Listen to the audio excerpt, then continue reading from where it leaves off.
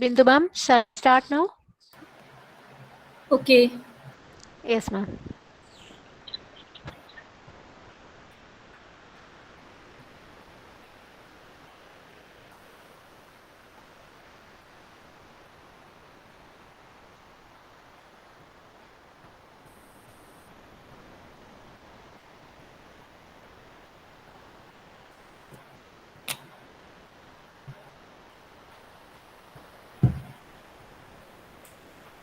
Hello. Is it visible? Yes, ma'am, it's visible. Okay.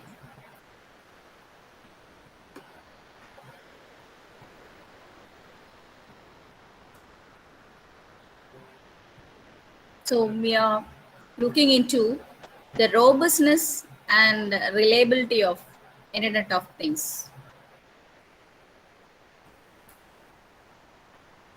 Now, whenever you're going for a system, you're creating a system, the robustness and reliability is to be checked. So, building such a reliable computing system, it is an actually important requirement for the business and the scientific community, because whenever you're having a system, then these types of things, if it is not at all reliable, then there is no use of such a system. So these two terms, when you're going to explain, reliability means how long a system can operate without any failure. And then availability means it's the percentage of time a system is operational to the user. So these two terms we have to see into. When you come to the IoT system, it deploys a massive number of network aware devices in the dynamic, error prone, and unpredictable environment. And it is expected to run for a long time without any failure. That is the thing which we are expecting. Even though we have number of challenges, we need to run these systems for a long time without any failure.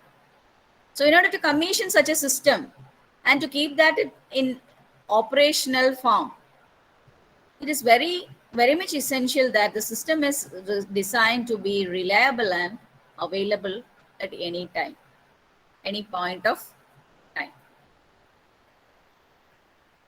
So what are the IoT characteristics and the reliability issues we have to face? Now we know that with the advancement of the infrastructure and wireless communication, the Internet of Things based applications are emerging. Now, when you, for instance, we can think about a smart network accessible camera. It can be placed at different locations in a cluster of buildings or even on streets. And you can have some smart meters so that it will be installed in a power grid or a tiny embedded devices for health monitoring, or you can say vehicles in a city equipped with the GPS based sensors. And these are all the modern appliances. Or you can say you can have a television or a refrigerator embedded with some sensors, so that if there is a change or whatever we think, it can take its own, or the data will be transferred, and it can take a decision on what, whether to switch on the TV or to whether to change the channel or something like that. So it comes into the modern appliances also. Now these network enabled devices, they can run distributed processes which can coordinate, exchange data, and take critical decisions in real time. And when you want to deploy that one, you have an idea that it must be operational forever. How to make that one? So this is the IoT architecture. We have seen the architecture of IoT, and where comes this idea?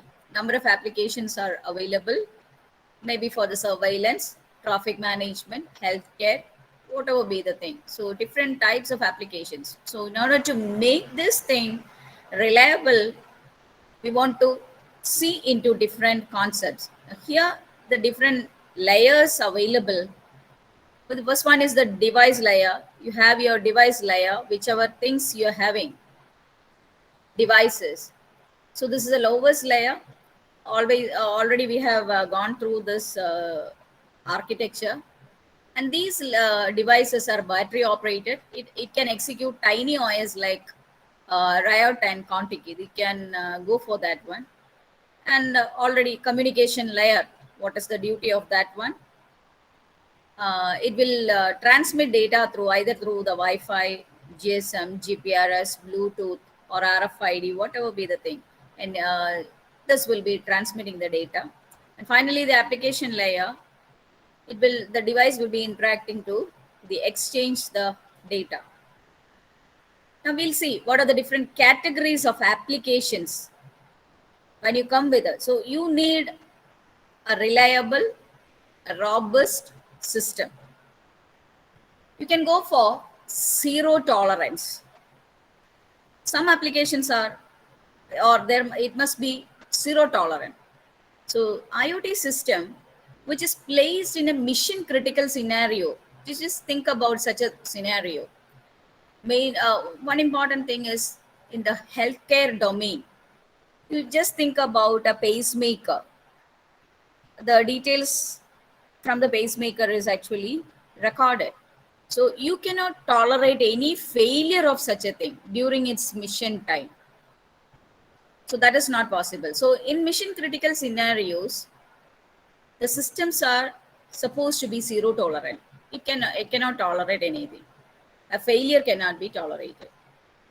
Now, at network enabled pacemaker, or you can say in critical situations, if you are going for a robot, in such situations, if the instructions are not at all reaching the robot, what will happen? It won't be able to execute in such a time. So zero tolerant applications are there. Another category is restartable one. That is IoT system which can tolerate a faulty component or event. The entire system needs to be, you don't want to, even the entire system will be working. So a little bit of faulty component, if it is there, that will not be working. So the other portion, that component will not be working. That's the only thing. But that can be, or the rest of that can be executed without, or it can go on without the help of the faulty component. So that means they can tolerate a faulty component or a particular event in the entire system. So it is actually not a desirable one, but in some cases we can go through like that. Suppose, for example, you can say that for urban transport, having components embedded in vehicles, they can have a restart. But other situations in mission critical systems, you cannot restart the system. So that is the second case. And the third one is error tolerant. Here, a part of the system can tolerate the erroneous input for some time. And we can define the safety limit so that it will be get fixed in that limit of time.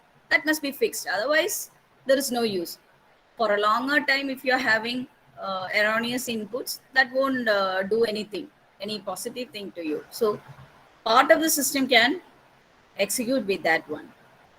For example, you can say that an unmanned surveillance system, which provide a real-time routine information of an agricultural land. You're monitoring your agricultural land. And sometimes due to some weather conditions, you are not getting the correct data. So in that case, you can tolerate that one. At least it is not in a mission critical situation. So that is the system will be little part of that can be that can tolerate the erroneous input. Now, which are the failure scenarios? What happens, or in which situations these devices will be faulty? Different types of scenarios are available. The first one is infrastructure fault.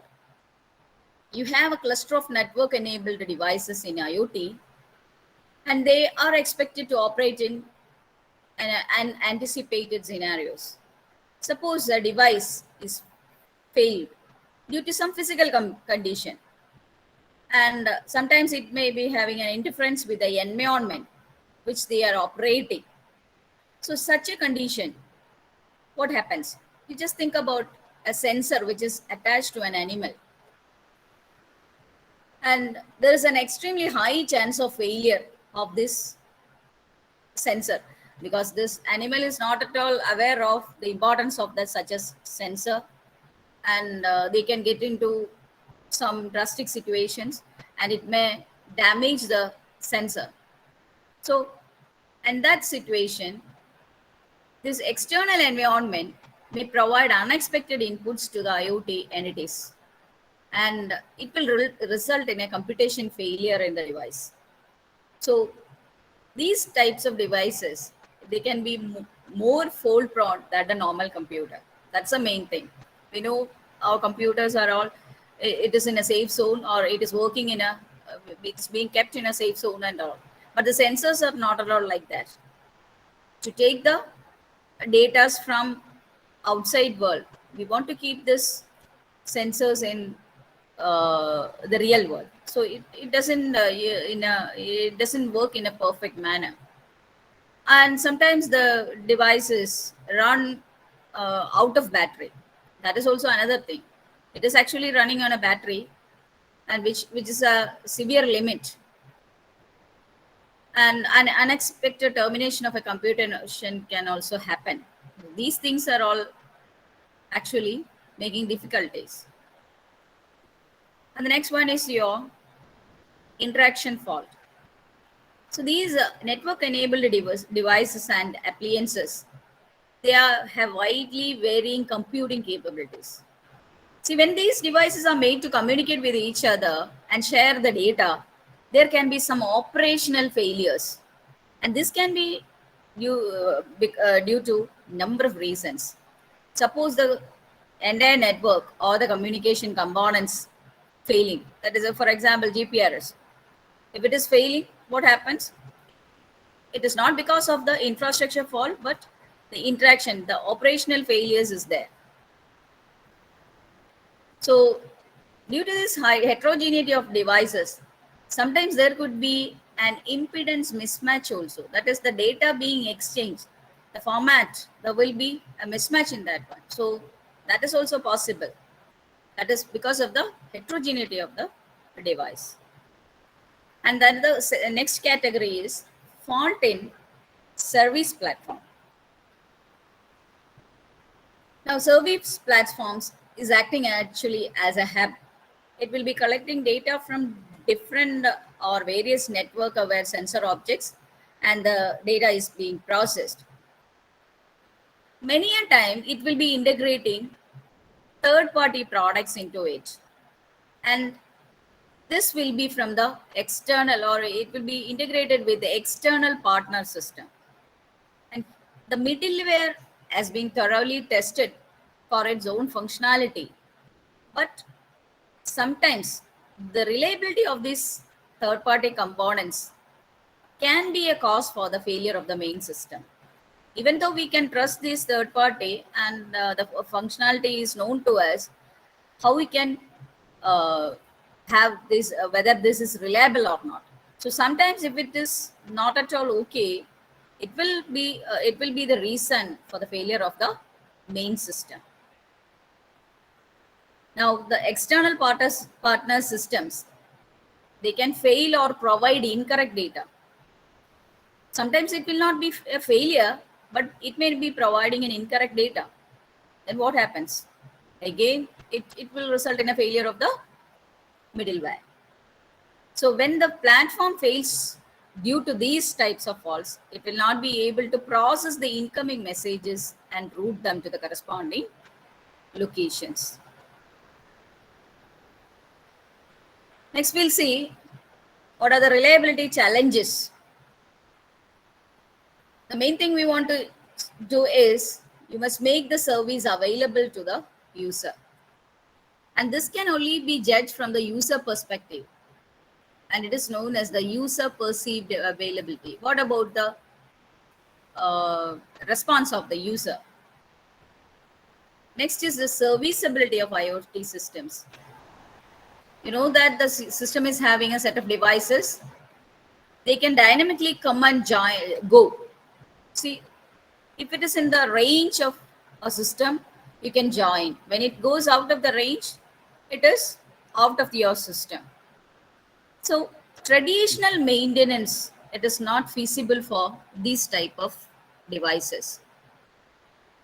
The main thing is, suppose your device is located in a mission critical location, and there you cannot simply perform a shutdown, or suppose shutdown or some patches, software patches. You cannot go through that to that one, because you cannot shut down such a thing.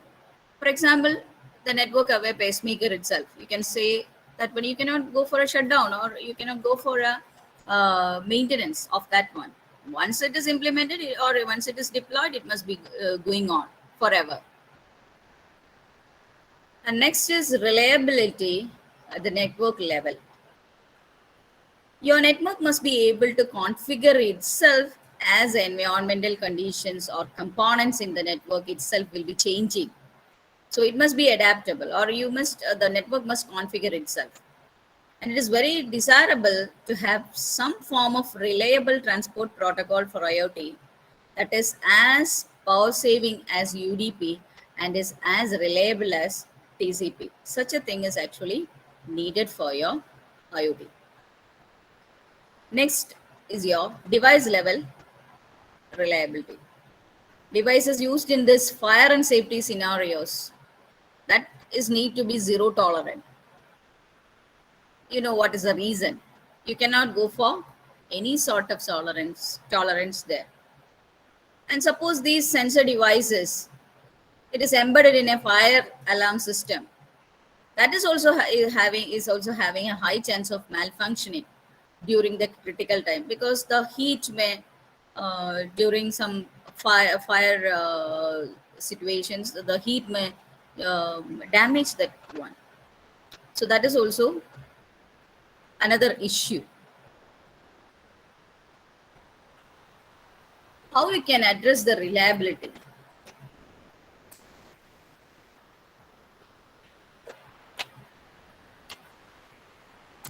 The designers of a reliable system take the approach of either fault prevention or fault tolerance.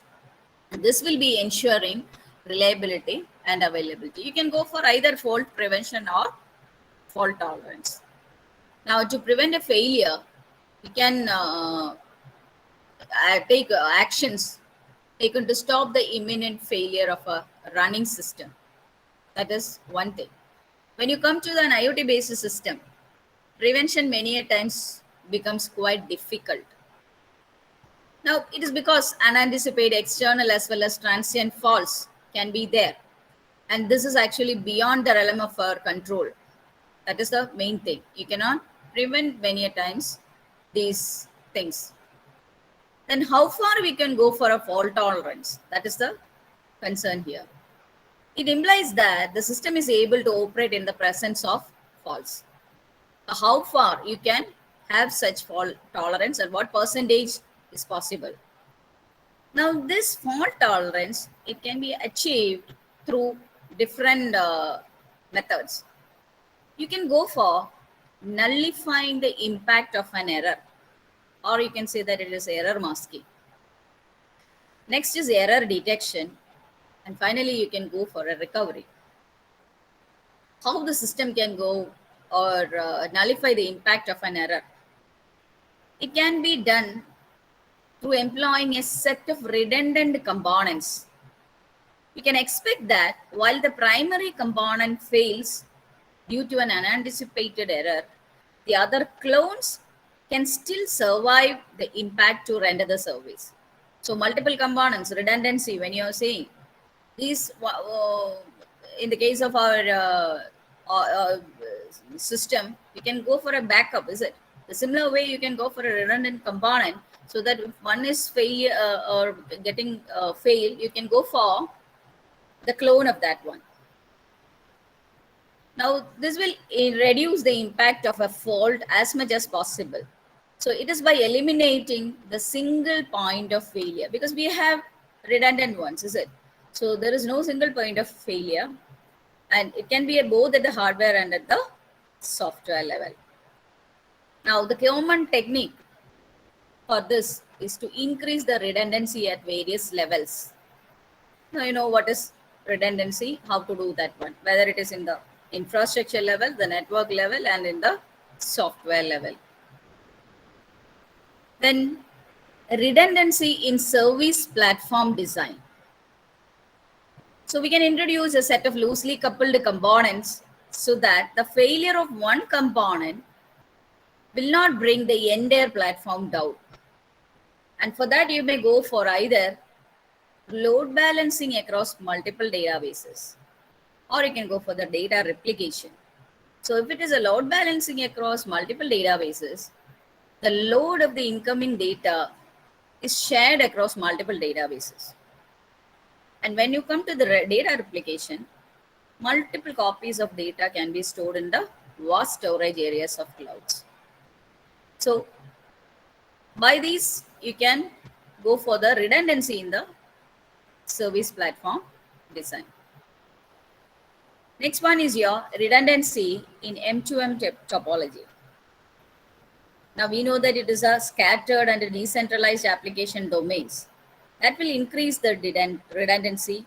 It stores replicas of local data and computation on the neighboring devices, so that a device failure does not result in a data loss.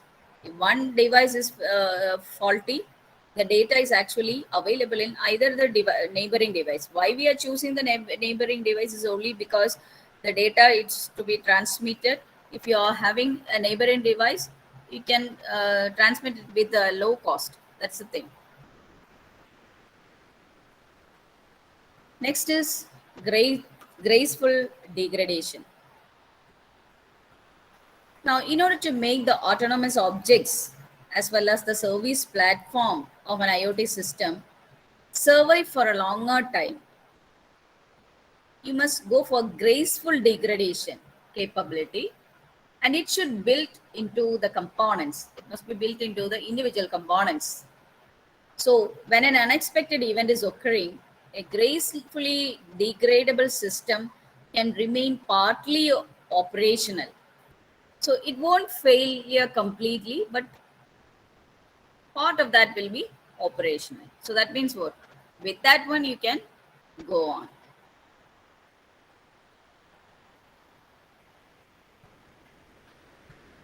The next section is this was with the help the methods for nullifying the impact. Next one is error detection. Now you can use the heartbeat and the watchdog timers for detecting the failure of any node in a networked real-time system. We'll see the watchdog and the heartbeat. Watchdog is a lightweight timer. It will be running separately from the main process. Now, if the main process does not periodically reset the timer before it is expiring, the process is assumed to have a control flow error. We know how these timers are. The watch or the clock, 70 ticks, 60 times the tick, then 1 minute will be there. So likewise, if the main process is not periodically resetting the timer, you can say that the main control flow is having some erroneous or some data has been, or the main process is being interrupted. Now, a hardware implemented timer can generate an interrupt, and that can trigger a recovery routine. Recovery routine can also be possible if it is implemented in the hardware side. You can restart the process or the system from its checkpointed state, which was the previous checkpointed state. From that location onwards, you can restart that one. or else you can go for an appropriate recovery routine invocation. That is also another method. Now, watchdog is actually useful when availability is more important than correct functioning, that is reliability. If that availability is more important. So it is not a proper solution for zero tolerance. Next one is heartbeat. So the node in a network, actually when it joins, you know that it sends a message with a payload. That is a meaningful result, execution progress, what is actually happening with that node. So that the other nodes will be getting an indication that this particular node is active or alive in the network. If suppose this heartbeat signal is not received within the prescribed time, the monitoring component will assume that the node has failed. We know that whenever we are sending a message, if your other voice is not audible. Hello? Hello. I don't know if the problem is with me or not. Now it's not okay with here. Okay, ma'am, you can carry on. No problem with that. Let me ask somebody else. Please, the coordinators, is the voice audible? Is it the problem of me or my from my side? Hello, somebody else? Ma'am, it's audible. It's audible, ma'am. Okay, ma'am, you carry on. I No, no. think the I problem think is it was here. okay. Yes. Maybe Khadija, it is from your side. Okay, ma'am, no problem. I will find out some solution. You can carry on, ma'am. Okay, okay. Okay.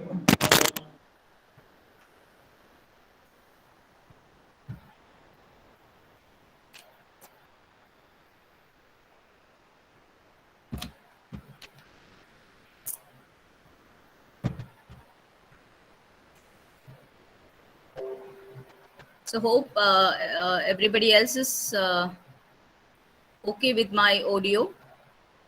Khadija, please try to either try to leave and then join once more so that your network will be helping you.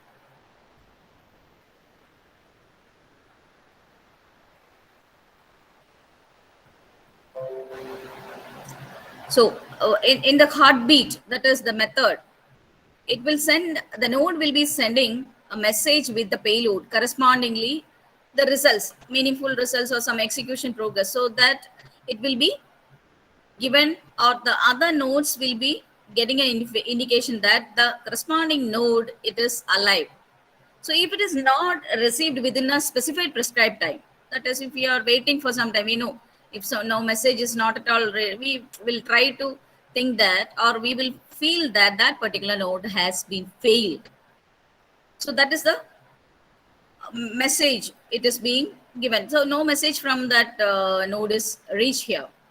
So the heartbeat based detection, it can be employed when the interacting devices are computing complex time consuming tasks, or the devices are expected to respond only to some periodic events. That is, the computing is complex time consuming task. It will take enough time. So that duration it can suffer. So only periodically, maybe 1 hour or some other duration of time. So these devices are computing for or the consuming time which is needed for that computing, it is little bit higher, and they will respond only to some in a periodic events only. So you have to know whether the device is fault free and is ready to process any upcoming event. Now, for the devices that send the data streams in a periodic manner, the heartbeat based technique can be actually an overhead. In such a case, you can go for a watchdog based approach, and it will be more appropriate for such a situation. And the third one is recovery through restart. Now, devices, they need to have a basic restart mechanism. Now, this can be triggered by a watchdog timer or by a service platform. Now, it will be useful technique for autonomous devices to recover from any transient error. Otherwise, it will not be like that. And it is costly to have the entire system reset. We know the partial informations will be, or the data till that one will be lost. So it is very costly. So a technique known as reboot has been proposed. Why? Because a module can be selectively restarted rather than the entire system. The same is applicable in our OS also. We can select a process which one is going to get into a scenario. So here also we can go for a module. One by one module can be selectively restarted. So this components needs to be especially designed to have the micro reboot capability. Otherwise, you won't be able to do that one. You must make sure that it is capable of such a specific design.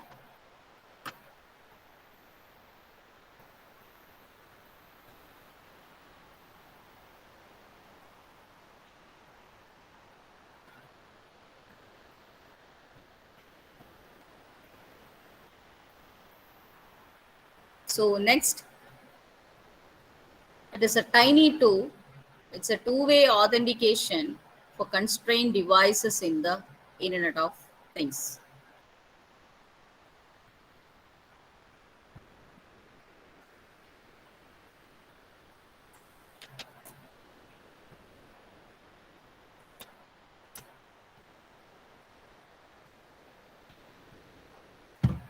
So Khadija, are you here? Can you hear me? The voice is not. Yes, ma'am. Okay. Now it's clear. Now, wireless sensor network, which is consisting of a constrained devices with limited resources in memory, energy, computational capacity, everything, it gained actually popularity. Now, how you must, or how to integrate them into the IoT and what are the challenges occurring? We want to see that one. Now, confidential and authenticated communication within the network is actually needed. How you can maintain or how you can make use of that one. Now, there are sensitive informations, that is the identity, names, or global positioning system information. These are all almost linked everywhere to all kinds of collected data. If there is a temperature, sound, brightness of the location, these are all the things. Now, when we are saying about these data, this collected data is not longer anonymous, and this must be actually kept confidential.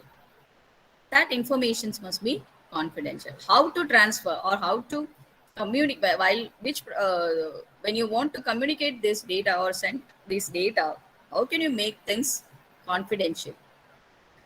Now, for secure data transmission, we have heard of secure sockets layer, transport layer security, or cryptography. These are the easiest for secure data transmission. Now, when you come to the wireless sensor network devices, that is the RFID, heartbeat monitor, or environmental sensors, these resources, we are repeatedly saying that it is limited in memory, power, and computational capacity. So it may not be able for these particular devices to have such a secure method or secure data transmission through the SSL or TLS. It is not or cryptographic algorithms. It is not at all possible. So a new or a proposed security solution, which is called as Tiny2, it is an optimized two-way authentication solution for tiny devices. This has been proposed. Now it provides confidential data transfer with an additional integrity protection and data authentication. And it will be giving a two-way authentication between the sender and receiver of messages, delivering end-to-end security even for class 1 devices. You can divide that devices into class 1, class 2. That is 10 to 100 byte RAM it comes in the class 1. 50 to 250, it goes to the class 2. Likewise. So efficient handshake with a direct authentication and key exchange between the pairs of node in the network is set up uh, for an encrypted data transfer. Now this Tiny2, it is designed to fit the wireless sensor network requirements. And it's an application independent one also. It allows for an easy integration into existing application due to its modular nature. Tiny2 will be supporting in-network aggregation. The main goal of supporting this end-to-end security with a two-way authentication.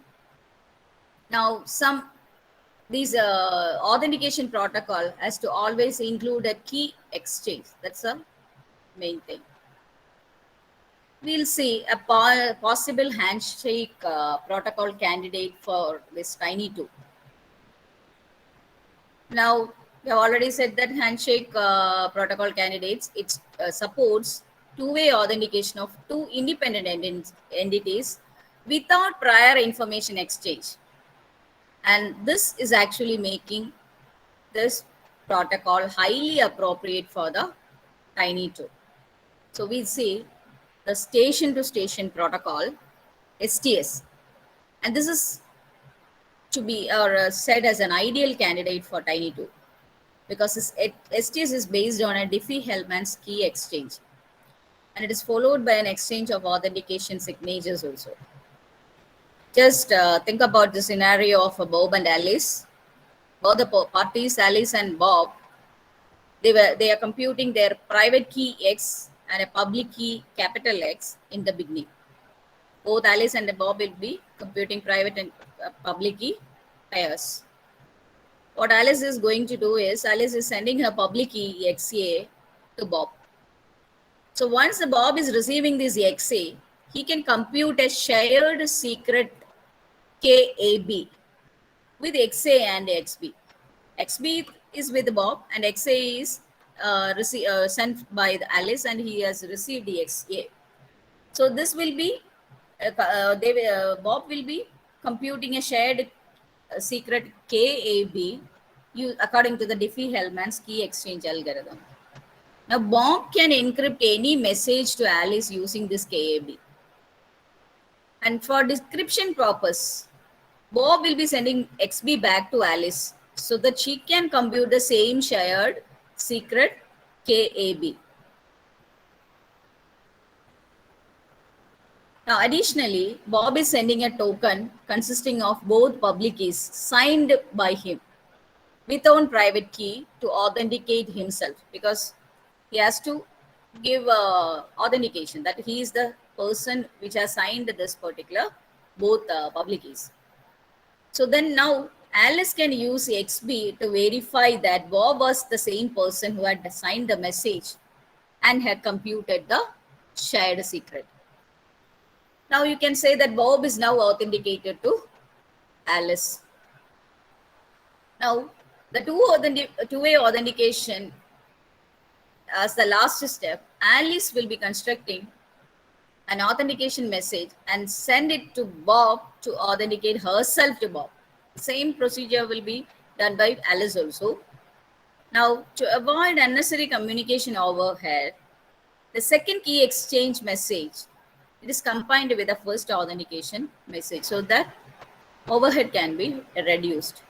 Now, as a result, you can say that this STS is established of a shared secret key between two parties with mutual entity authentication and mutual implicit key authentication. There are two main shortcomings for this STS protocol. STS is relatively simple to execute. It does not include any explicit key confirmation. Neither Bob nor Alice inherently can be sure that the other party has actually computed a shared secret without the additional messages. That's how it can be identified with the second message or the additional messages giving that authentication that the corresponding person has created the keys or shared keys, and he's supposed to sign on that one. And the second shortcoming is STS is actually vulnerable to UKSAs, that is unknown key share attacks, and the man in the middle attack. So we cannot say that it is perfectly okay, it is vulnerable. So in order to prevent this UKSAs and to provide explicit key authentication, the signatures which they are used, they can be encrypted additionally. So they have been signing on this particular one. So that signature itself can be encrypted, and they can compute the KAB. Now Bob is assured that he shares KAB only with one single party, that is Alice. Now he has created XB specifically for this particular handshake. That is, he wants to communicate with Alice only, and XB is specifically for that particular communication or that corresponding handshake. And Alice has signed this XB and XA. So her signature is now tied to this particular handshake. Now by encrypting the message with the resulting KAB, Alice is assuring Bob that she was indeed the entity who had created XA. Similar assumptions can be made from the side of Alice also. Now actually when we are modifying this this much, that is, we are going for an encryption or a signature which we are using, it has been encrypted, you say that it will be requiring more computational capacity, because we need a parallel execution of the signature and symmetric encryption algorithm. So computation, when it is getting more computational power or computational capacity is needed, so for the wireless sensor network devices below class 2, it should avoid this sort of overhead. So it cannot be used here. Now the encryption resolved by including the identity of both parties, that is Alice and Bob, in the exchange signatures results in an adapted STS protocol. So when we are going for this additional encryption, you say that the STS protocol comes to an adapted STS protocol. So when you combine the adapted STS with identities in signatures, it actually becomes the functional or almost functionally identical to the Belair-Kennedy Crossgate protocol, or you say that it is the BCK protocol.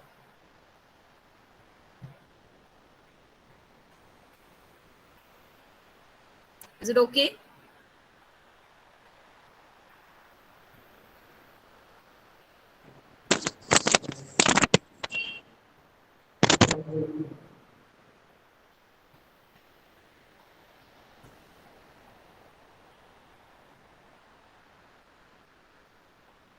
Hello?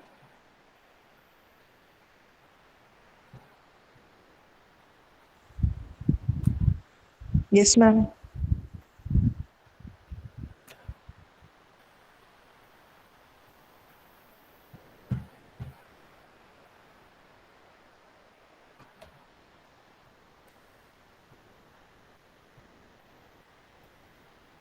Next is BCK with pre-shared keys for Tiny2. Now these pre-shared keys, it is suitable to provide authentication requiring only a small amount of computational power and memory. The distribution of PSKs, it is simple in the context of wireless sensor network devices, or WSN devices.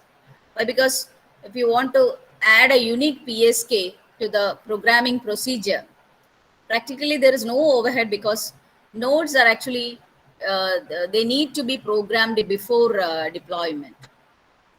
Once it is deployed, you don't want to modify that, or you won't be able to modify that. So key generation and management can be moved to the software programming the nodes. That is possible. And compared to the approaches where every node is equipped with a set of keys for encryption between peers before deployment, the Tiny2 assumes that every node has only one PSK. That if you want to communicate with that one, that is already known to you. So every node will be having only one PSK, and that is for authentication towards the gateway. The developed handshake for Tiny2 compares to BCK with pre-shared keys, and that will form a master key for an initial authentication between the node and the gateway. Now figure A, I'll show that one. This one is a figure A. It will be illustrating the resulting handshake where Alice and Bob can represent any one of the device types in the WSN. They can act in any one of them. Either it can be a collector or it can be a aggregator. Gateway is different. So a collector, it is a device. Now, it is a device collecting sensor which will forward them directly to the next device within the communication range. Informations are being collected by this collector. It can act like a collector or it can be an aggregator also. The aggregator works with the data received. So from many number of nodes, the data is being received. The aggregator will be either aggregating several messages into one large message, or it can be a pre-processing of data. That is, you can find the average of all those data, maximum, minimum of data. So whatever be the function, you can pre-process or apply some process to that data before forwarding. That is why we are saying it as a pre-processor. So before forwarding them to the next device within the communication range, the aggregator will be pre-processing the data. The gateway will define the gate to the world, connecting the WSN to other applications in the IoT domain.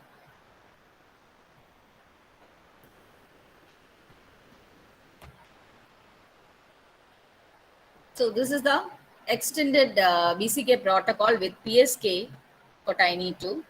Alice and Bob is responding. This hash function will be provided. XA, it will be the Alice public key of Alice. XB is Bob's public key. K is the pre-shared key. Sign A, it is the Alice signature. Sign B, it is the Bob signature. HS is the handshake message. H is the hash function which they are using.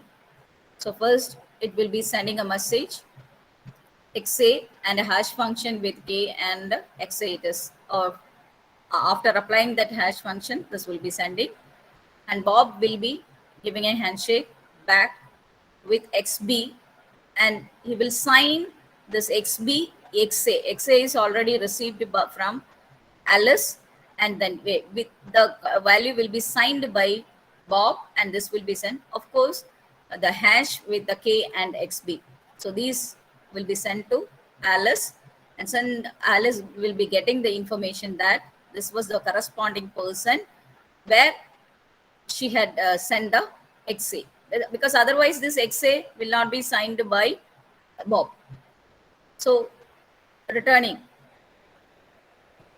Alice will be signing on XA and XB, XA from her side and XB from Bob's side, and B was sent calculated, and it will be sent back to Bob. So both these parties will be having, they will identify themselves as Alice and Bob, and they get, it is not a name, but they get that these were the corresponding person where they were trying to communicate.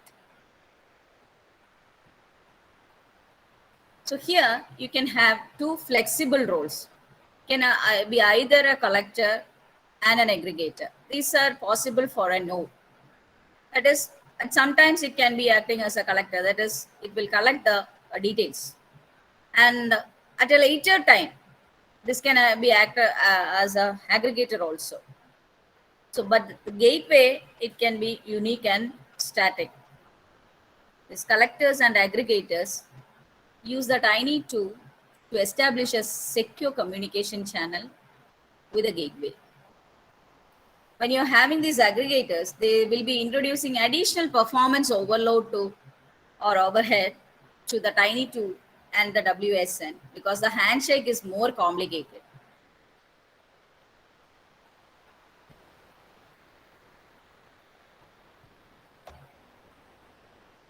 So as a secure aggregation support, the aggregator, the collector, and the gateway is functioning. Aggregator is sending A, and collector collector will be collecting that one and sending to the gateway. So that was received gateway after whatever be the thing, it will be provided back, and this will be calculating encryption with P EMP. It will be doing, and then it will be sent back. So XA will be the aggregator's public key. XG will be the gateway's public key. Sign G, it is the gateway signature. Then E of MP, it is encryption with P. A is the identity aggregator. AV is the aggregator verification message. So in this way, you can secure or say a secure aggregation support is being done with the help of aggregator, collector, and gateway. Now, how this handshake is being implemented?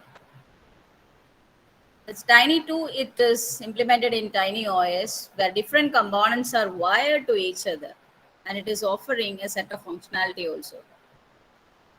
Now, when your handshake is being implemented, the component handshake handler, it is exclusively responsible for the handshake message handling, and that is including a message composition and a reply handling.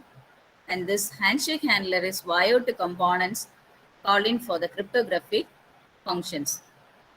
Now, the three Tiny2 handshake messages, that is HS1 to HS3, that we have already seen. This HS1,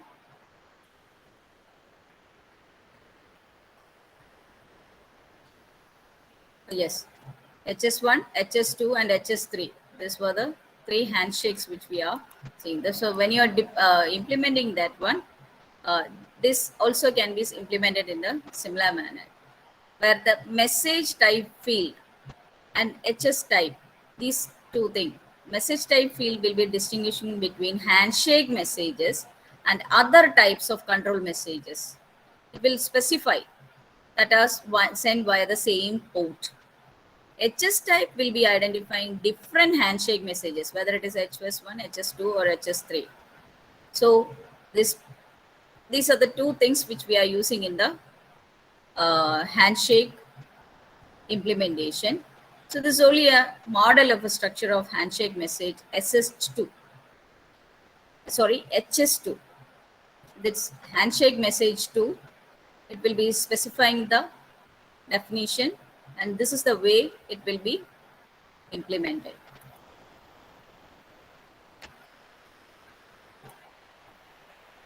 Okay, so let us have a break for some time.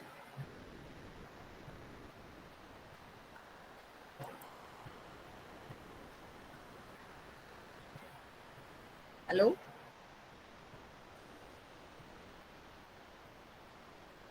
Shall we continue, or you go for a break? Coordinators, please.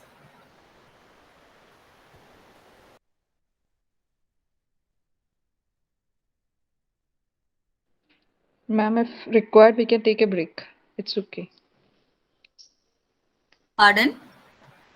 Ma'am, if possible, we can take a break of 10 minutes, ma'am. It's fine.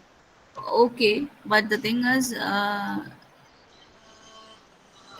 you actually okay from the coordinator side? Ma'am, I'm also the coordinator. Okay. Sorry, ma'am. Joyce, ma'am, No problem. repeatedly Joyce, called ma'am. me, and sorry. Ma'am. No problem. No problem, ma'am. No Okay, problem. so we'll have a short break, and we'll join after how much time?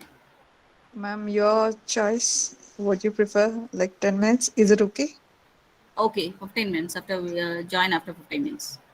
Okay, ma'am. Thank you.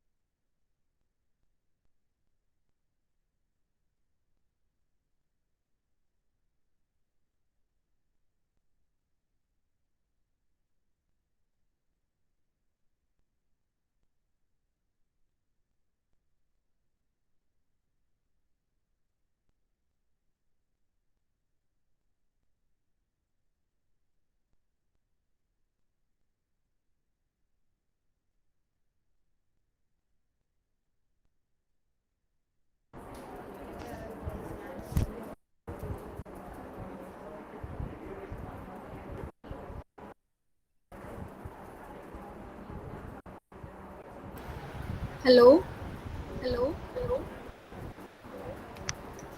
Yes, ma'am. Yes, ma'am. Ma'am, we shall start. Yes.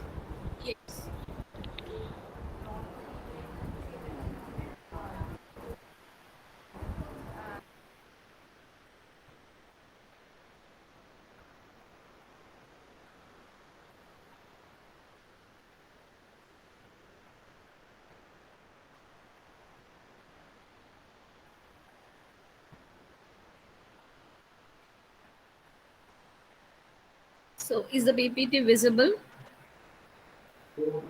Yes, ma'am. Okay. So we are moving to the last section of the fourth module, that is obfuscation and diversification for the securing the Internet of Things.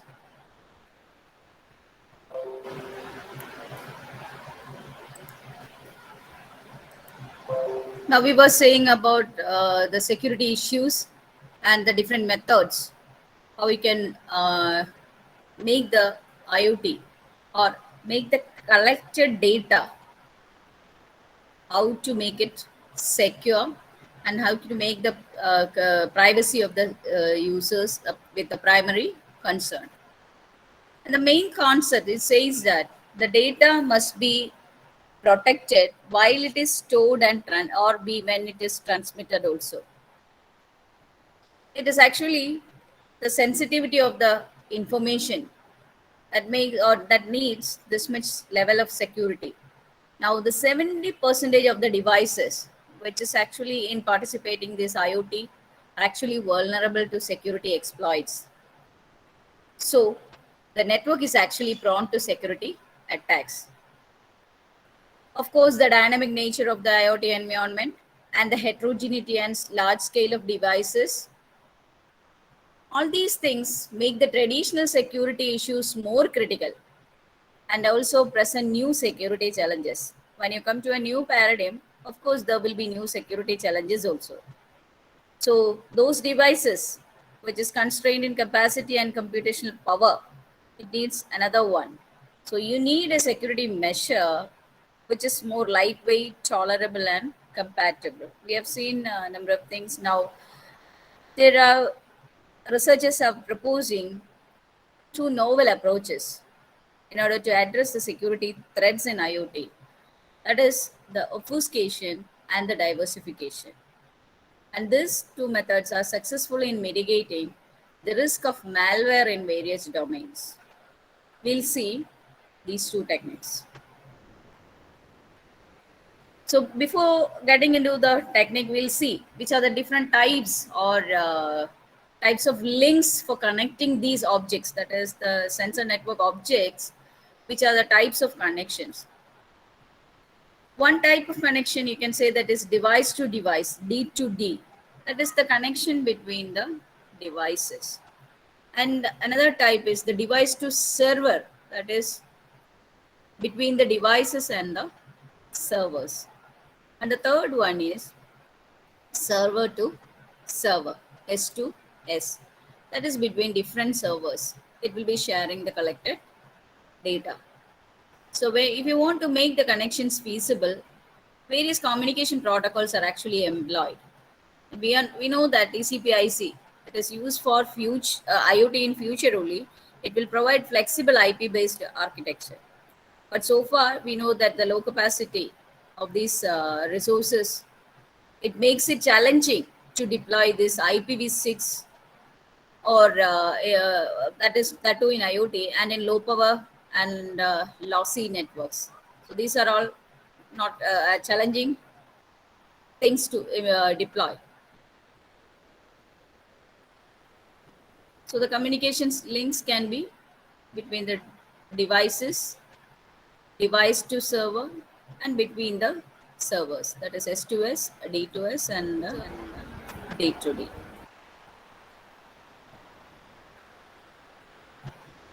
It's a set of IoT network stack and some of the communication protocols used at each layer of your IoT.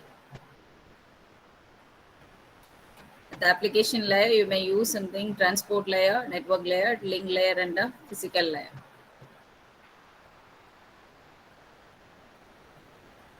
When you're coming to the obfuscation and the diversification techniques, code obfuscation means you transform the program's code into another version. Syntactically, it will be different, but semantically, it will be the same. That is the thing. Code obfuscation. You know, semantically same means what? It will be producing the same output. Implementation will be differing. Original one and the obfuscated one will be different. Implementation will be differing. But the idea or the semantic being the same, it will be producing the same result or output. Now, what is the purpose of this particular transformation? You are making the code more complex and difficult to understand. So it will make the malicious one, that is reverse engineering of the code, is being harder and costlier for the attacker. That's the thing. It will be difficult for the attacker to attack this one. And it will require more time and energy compared to breaking original version. If one attacker is going to hack one or break the original one, more than that, it will be taking more time. That is code obfuscation. Diversification. It makes diverse, unique instances of a program that are syntactically different, but functionally it will be equivalent. So this is for protect when you want to protect the operating systems through generating diversified versions of that one. That is also possible. So it will be syntactically different, but functionally it will be equivalent one. So the functions of that one will be doing the same thing. So that is about the diversification. We'll see one example. This is the original version of a piece of JavaScript code and the corresponding obfuscated version of the same code. So see, function within only 2 lines, and then when it comes to this one or obfuscated one, so it is very hard to bring back or break through this one. This is only an example. Now, diversification, it generates and distributes unique replicas of a program. So the programmer is going to use a diversifying tool, and P is the original one, the program. It is diversified. P1, P2, and P3 are the diversified versions of this one. The user 1 will be getting P1 and another P2. So attacker, even though if it is attacking this one, it is only getting this particular version only. The other two will be safe. He cannot get into the other one. Why? Because it is being diversified. The original one is this one. So how to enhance the security in IoT using these obfuscation and diversification techniques? Majority of your security threats in IoT will be existing at the application layer and the network layer. So what are the vulnerabilities? During the development phase of applications and software, the vulnerabilities at that phase, that is development phase and phase of these applications, the vulnerability, it is actually unavoidable. So some of them will be remaining unknown until an attack is occurring. We know number of things are happening day by day. You are not able to find a bug, and sometimes that when one person is finding that when and somebody is breaking into the system, then only you will be able to identify. So it will be remaining unknown until that attack is happening. So it is called the 0-day attacks. So the approach which secures the IoT at the application layer, that is, you can use your obfuscation or diversification of the operating systems and APIs used in the IoT devices. That is the method which we are using in the application layer. When you come to the security layer, the network layer, the security can be done by obfuscating or diversifying some of the access protocols among the nodes of this network. So it is you're going to diversify or obfuscate operating system and the APIs, and here you're going for the access protocols. That is the it is because of the layers. Now, when you come to the obfuscation of the OS and APIs, it will make them complicated to comprehend. So the attacker needs to spend more time and effort to understand the program in order to design an attack model. Why? Because one OS is shown as a different one to the other one. That's it. So the API itself is different. So when the attacker is trying to design an attack model, the original one or the first one will be different from the other one. So how can they get into that one? So obfuscation will be making things more complicated. Diversification of OS and APIs is used on devices to improve the security of the devices by creating a unique internal structure for them. You must have a unique internal structure. From that, you will be doing the changes. So even if an attacker finds out the diversification secret, how it is being done of one device, it can undertake only that specific device. That is this particular scenario. He is being diversified.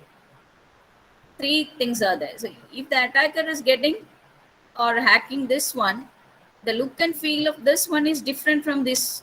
So he cannot get into this one. So only that system or that OS or that system will be getting attacked.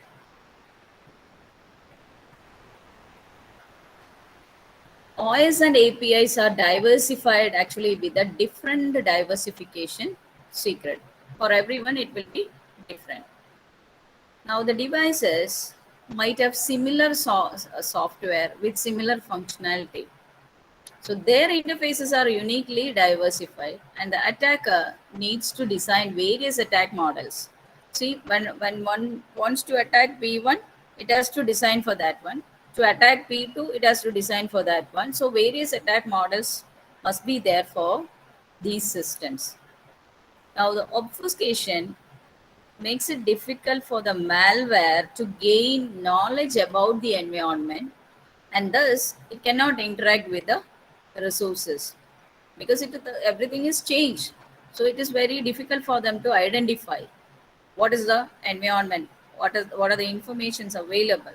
So it is very tough for them to deal with that one.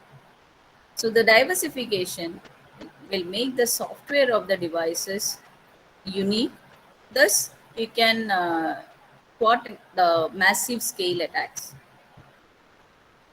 When you come to the application level protocol of a network, it identifies the application level protocol of a network will identify the interfaces and shared protocols that communicating nodes use in the network. When you come to this scene, that is protocol identification refers to identifying the protocol used in a communication session by the communicating parties. Which protocol is being identified or used in that communication. So you want to identify that protocol.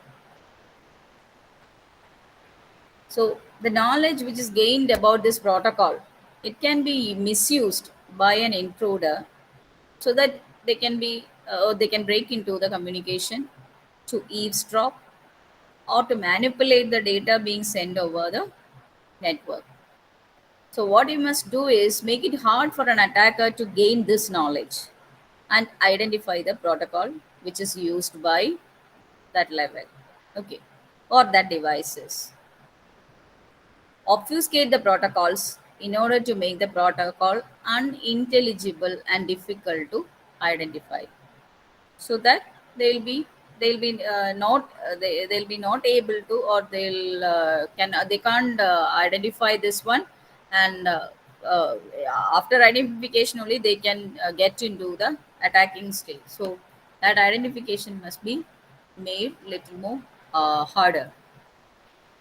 Protocol obfuscation will remove or scramble the characteristics that make the protocol identifiable.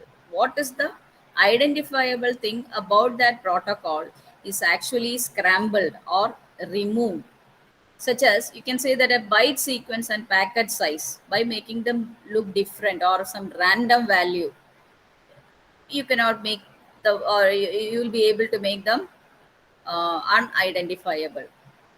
So cryptography is a common way to obfuscate the protocol. Now in plain mode, there are two modes. Plain mode, if it is chosen, only the headers are encrypted and the payload is transmitted unencrypted.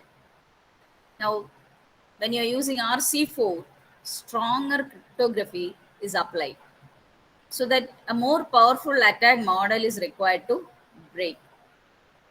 RC4 is stronger approach than plain, but consumes more CPU time. So if you are okay with the, you can go on with the RC4.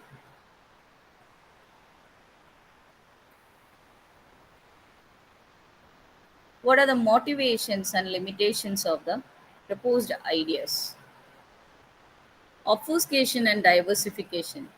It brings actually a high level of security in the various domains. These two approaches are fairly successful in impeding the risk of malicious reverse engineering, unknown zero-day attacks, targeted attacks, and massive scale types of attacks. What are the advantages of these proposed ideas? You can have additional security at the device level. Now, the existing security measures in IoT is actually focusing on securing the network. Now, the proposed idea is giving security, or it is proposing to give security at the device level. And it is an orthogonal proactive security measure which is being taken. And even if the malware makes it a way to one node, it can be stopped at that point, and there is no way to propagate to the whole network. That is the main thing. So to communicate with other nodes, it has to know the obfuscation method, which is kept as the secret. So you can give us additional security at the device level. And it is energy efficient. Sensors and devices in IoT are quite resource constrained, and security measure is required to be lightweight and compatible. So when you go for strong cryptography mechanisms and the antivirus programs, they cannot be used on these devices due to their high complexity, energy consumption, and the impact on performance. API diversification will not have substantial execution overhead. Even though we are using diversification for these API methods, execution overhead is not that much. And protocol diversification and also obfuscation, it may slow down the execution to for some extent. And that we can expect, is it? And there is no complexity for the manufacturer. And now these sensors and devices in IoT, it contain tiny chips embedded in them, and which are intolerant to a complex design. So these proposed security techniques, that is your obfuscation and the diversification, they do not actually produce any additional complexity to the manufacturing process. And the next one is it will mitigate the risk of malware. Code execution, there is a potential attack surface for malicious software to access the code, read, you can read or modify it as the attacker decides. In which way they want to attack, they will be doing that one. Now, obfuscation and diversification of OS, that will be effective techniques to render the malware ineffective to interact with the environment and execute its code.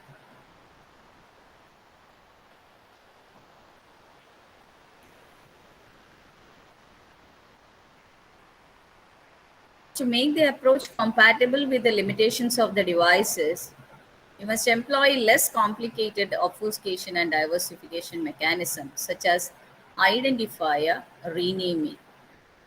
When normally the naming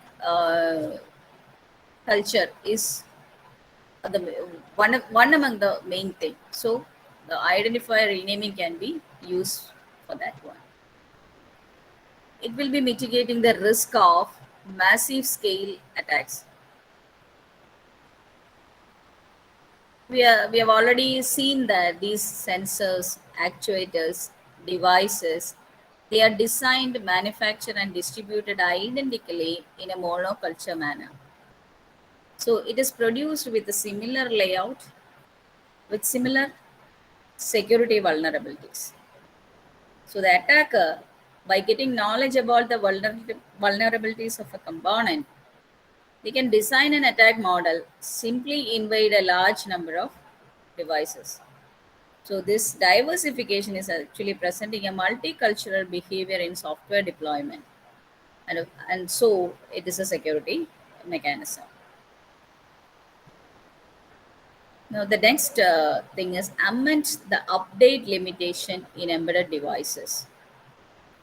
Software and embedded devices actually cannot be updated or receive the security patches. They cannot be done it like that. So your obfuscation and diversification techniques isn't, it does not try to remove the vulnerabilities or the security holes, but it is avoiding an attacker to take advantage of them.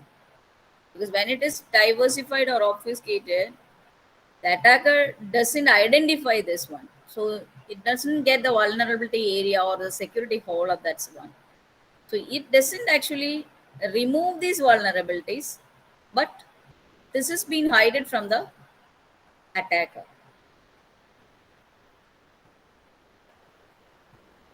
What are the limitations of this one?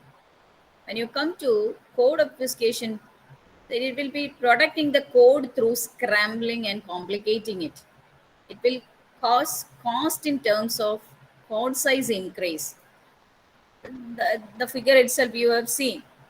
Just think about that two lines of code was actually when you came to the obfuscated one, number of code lines were increased. So the code size will be increasing and execution overhead, thus affecting the performance of the system. That is one limitation of this one. Then protocol obfuscation. That means changing or complicating the form of the protocol and making it different from the default format. That is, you may change the data types, states, and number of message exchanges. So this will be changed. Obfuscating the communication protocol. Now it is required that the communication parties or the communicating parties are capable of supporting the obfuscated protocol. That is, they must know the obfuscation secret and how the protocol is obfuscated. Diversification of the applications make the development and distribution of the software more challenging. Now, at the deployment phase, there comes an additional phase to diversify the software to make a unique version of that one. These are the limitations of these techniques, obfuscation and diversification.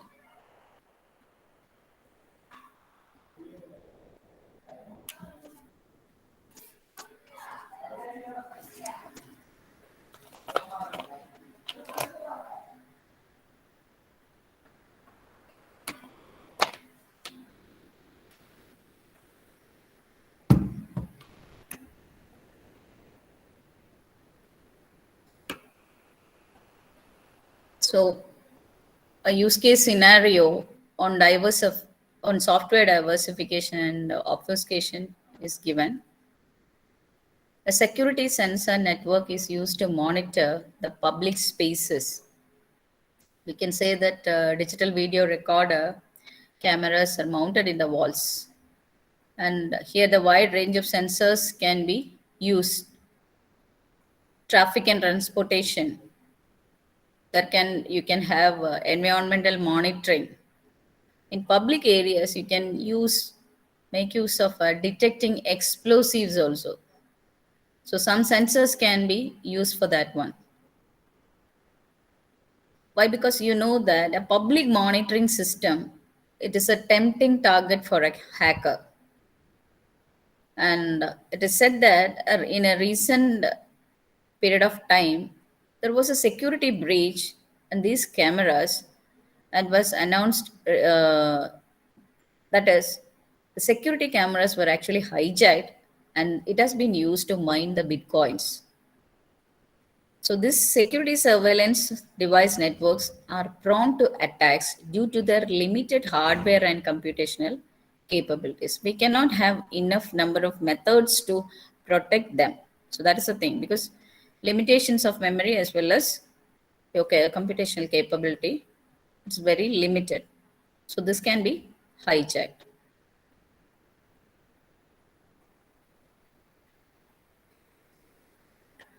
When you come to the diversification of operating systems of the devices, it is in an achievable way, which will break the device monoculturalism.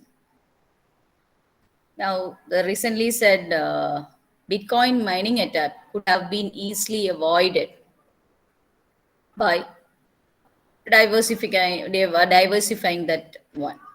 See, the attackers would still have been able to capture a single device only. They would not have been able to paralyze the whole network. Why? Because the system is different from the hacked one. All the others will be diversified so that they won't be able to hack into the second system. So if the program code and the interfaces of sensor devices are obfuscated, then creating an attack against those devices would be a tedious task. Then another area, that is remote health monitoring. There are a wide range of different vital signs which can be monitored. Blood pressure, heart rate, things like that. So these kind of systems could send a notification in case of an emergency or collect information to a database for a later use. And remote health monitoring can bring efficiency and cost savings to the healthcare districts and societies. The notification from that one is very important. From a patient, if you're any sort of things, any physical condition is not well, he's not at all well, and then that notification will be coming. So that is the end of your fourth module.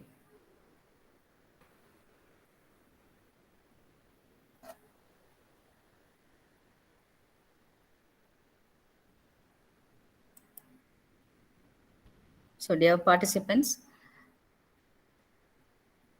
and the coordinators, please respond. The participants can ask your queries now. If you have any queries to ask,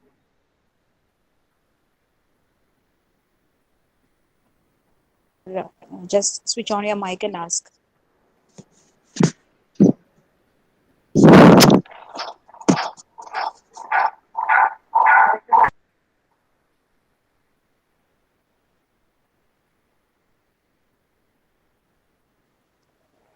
Any queries?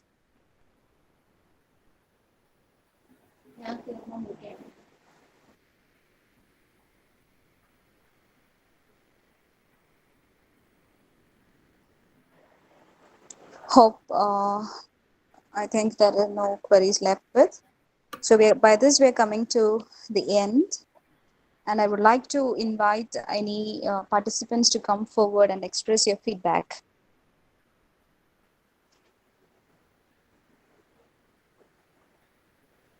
Hi, good afternoon. I'm Ramya from Chemistry College of Engineering. Bindu ma'am, thank you so much for your valuable session. It is actually a very systematic presentation, and you have covered all the topics, each and every topic up to module 4, and it is very helpful. Thank you so much, ma'am. And thanks to FISAT for organizing such an useful FDP. So it's actually a good initiative. Thank you once again. Thank you. Thank Sorry, you. dear participants. I want to say some words regarding. She had said, Ramya has noted that I have covered up to the fourth module. It is only because from the very morning itself, I am suffering. Actually, it is the headache is actually killing me, and I'm not able to continue for any one more sentence. That's the main thing. Otherwise, I would have completed that fifth module also. Uh, if the coordinators and participants are ready for some other time, I may take that also. But the thing is, I'm not in a situation to go beyond this much. This is my, I have crossed my maximum because I don't know from the very morning, severe headache is there. So as the uh, FDP was pre-planned, and you might have kept aside your duties and you were waiting for this one, so I couldn't shift that one, even though coordinators have said you can take a leave or some and then we'll plan it for some other day. I know every participant, they are supposed to take their classes from the next day onwards or next week onwards, and it will be a burden for them if I am skipping this session. So that's the only reason why I have continued with that one. And I'm very sorry I couldn't touch the fifth module. But for any later time, you can contact me, the coordinators, if you are taking some measure to continue. I'll be doing. For the time being, please excuse me.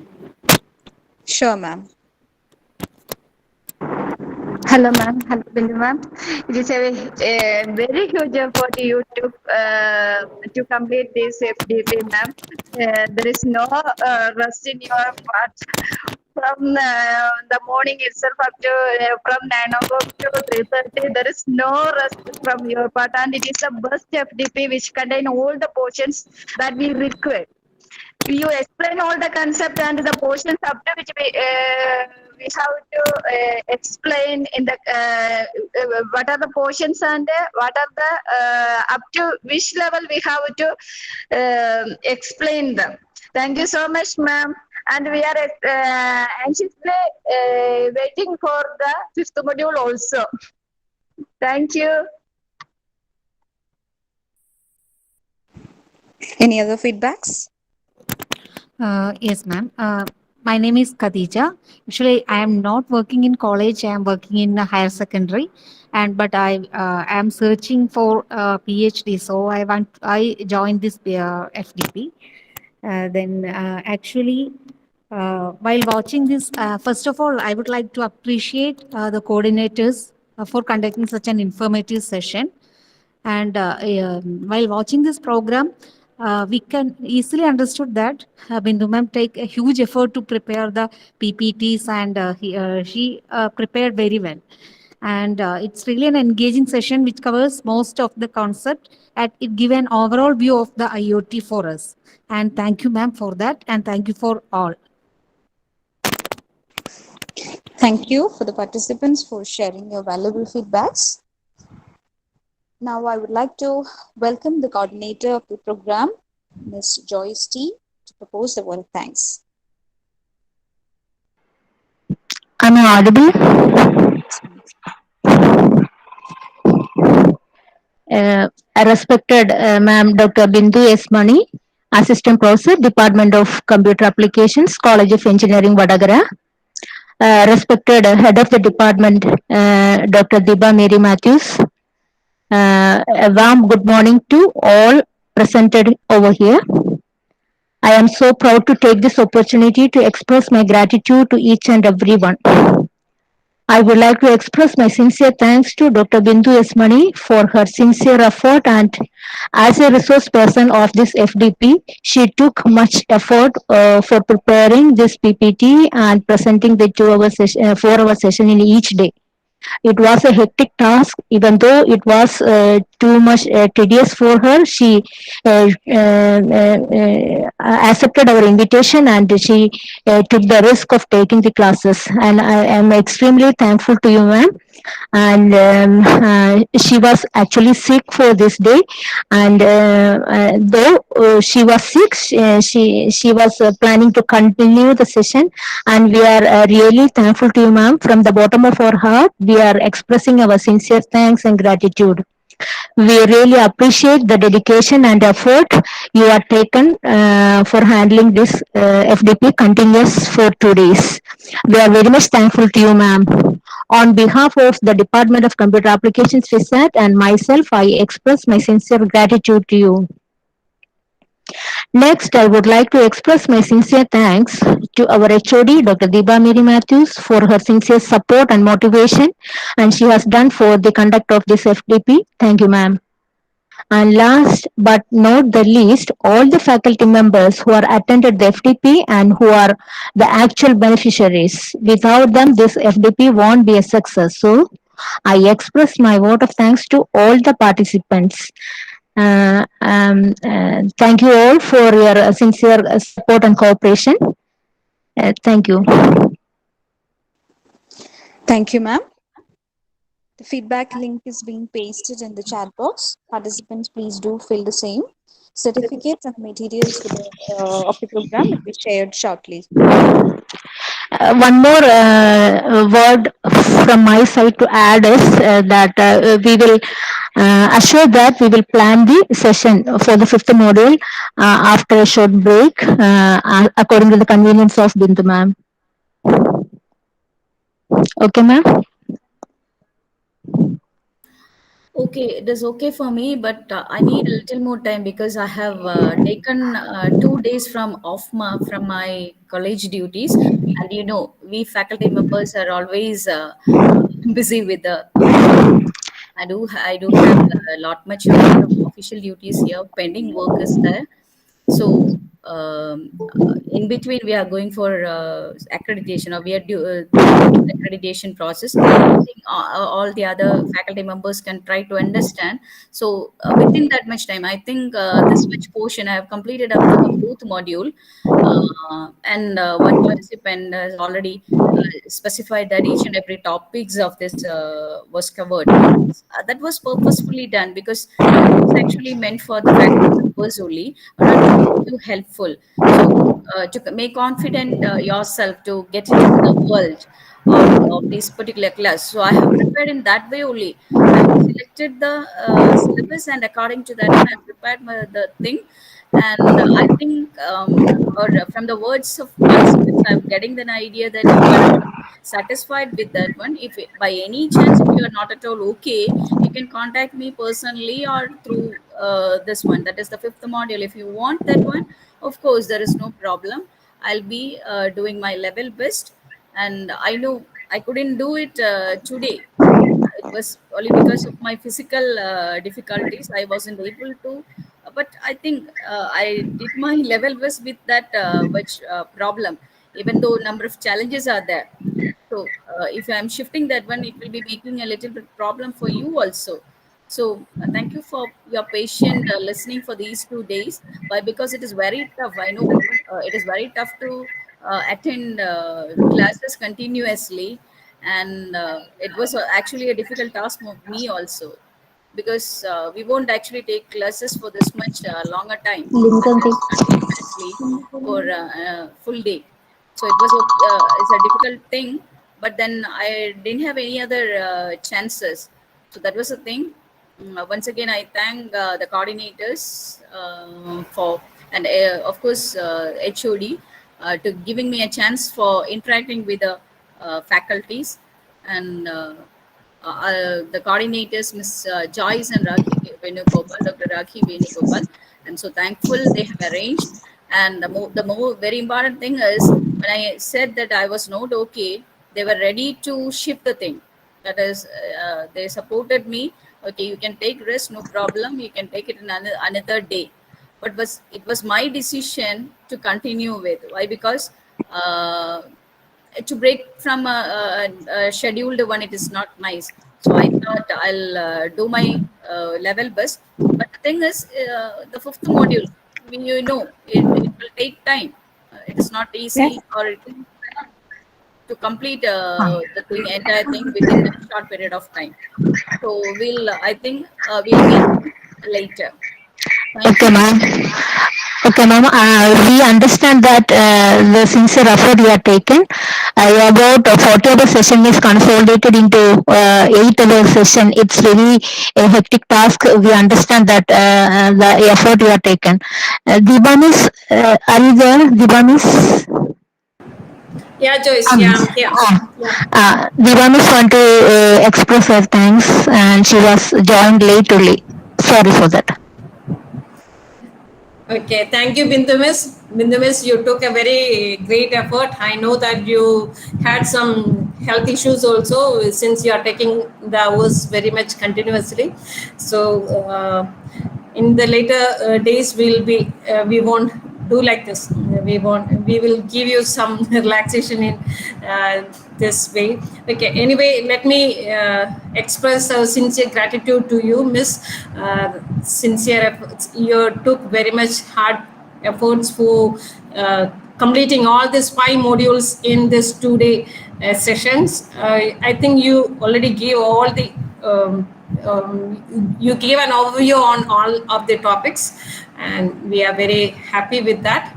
Thank you so much, Miss. I just joined because I'm having some other meetings also. Sorry for that also. Over to you, Joyce. Thank you. Thank you, Vibanis. Thank you, Bindunis, and thank you all the participants. Kindly fill the feedback form also. The link is shared in the chat box.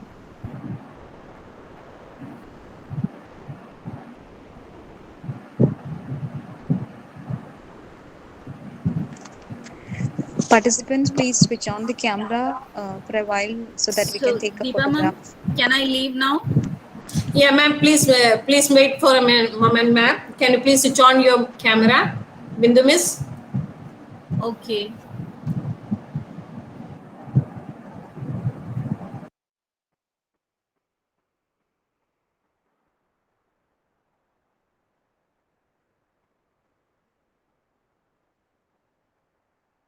എടുത്തോ?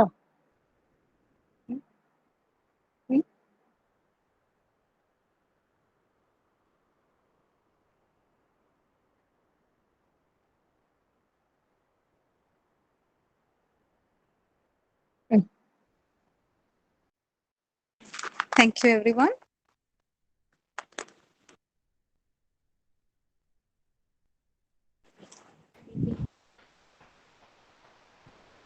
Shall I know why?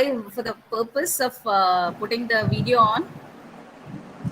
So, ma'am, we are taking the photograph. We just want to record all these things. Oh, okay, okay. For the documentation purpose. Okay. Thank you so much. Thank you so much, all the participants. Hoping you all be there in the tomorrow's sections also. Thank you all once again. Okay.